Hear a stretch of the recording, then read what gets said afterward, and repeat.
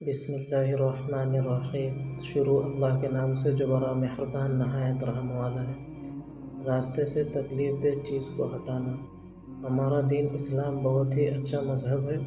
یہ ہمیں اچھے کاموں کا حکم دیتا ہے اور چھوٹی چھوٹی باتوں کے بارے میں بھی ہماری رہنمائی کرتا ہے۔ اسلام میں راستوں کو صاف ستھرا رکھنا اور خاص طور پر راستے سے تکلیف دینے والی چیز کو ہٹانا ثواب کا کام ہے۔ حضرت ابو برزہ اسلمی رضی اللہ عنہ نے حضور صلی اللہ علیہ وسلم سے عرض کیا، یا رسول اللہ، مجھے کوئی ایسی چیز سکھا دیجیے جس سے میں فائدہ اٹھاؤں۔ آپ صلی اللہ علیہ وسلم نے ارشاد فرمایا، مسلمانوں کے راستے سے تکلیف دہ چیز کو ہٹا دیا کرو۔ ایک حدیث میں حضور صلی اللہ علیہ وسلم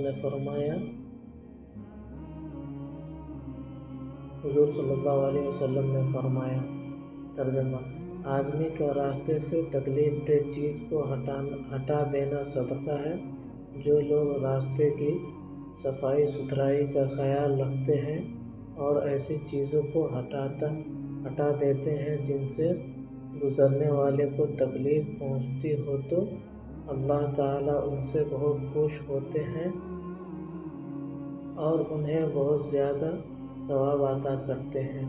ایک مرتبہ ہمارے نبی صلی اللہ علیہ وسلم نے یہ واقعہ بیان فرمایا کہ ایک شخص راستے پر چل رہا تھا۔ اس نے ایک جگہ زمین پر کانٹے دار ٹہنی پڑی ہوئی دیکھی تو اس نے لوگوں کو تکلیف سے بچانے کے لیے اس ٹہنی کو راستے سے ہٹا دیا۔ اللہ تعالیٰ کو اس کا یہ عمل اتنا پسند آیا کہ اس بندے کی مغفرت فرما دی۔ جب اسلام میں راستوں کو صاف رکھنے کی اتنی اہمیت اور فضیلتیں ہیں تو پھر سوچنا چاہیے کہ راستوں کو گندہ کرنا کتنا بڑا اور گناہ کا کام ہے۔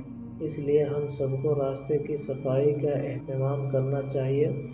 راستے پر کچرا، کوئی گندگی بالکل نہیں ڈالنا چاہیے۔ اگر راستے پر کوئی گندگی پڑی ہوئی ملے یا کوئی ایسی چیز ہو جس سے راستے چلنے والے کو تکلیف پہنچ سکتی ہو، جیسے کانٹا، پتھر، کیل، کانچ کا ٹکڑا اور پھلوں کے چھلکے وغیرہ، جس سے پھسلنے یا ٹھوکر لگنے کا خطرہ ہو تو اس کو ہٹا دینا چاہیے تاکہ لوگوں کو راستے چلنے میں کسی طرح کی پریشانی نہ ہو۔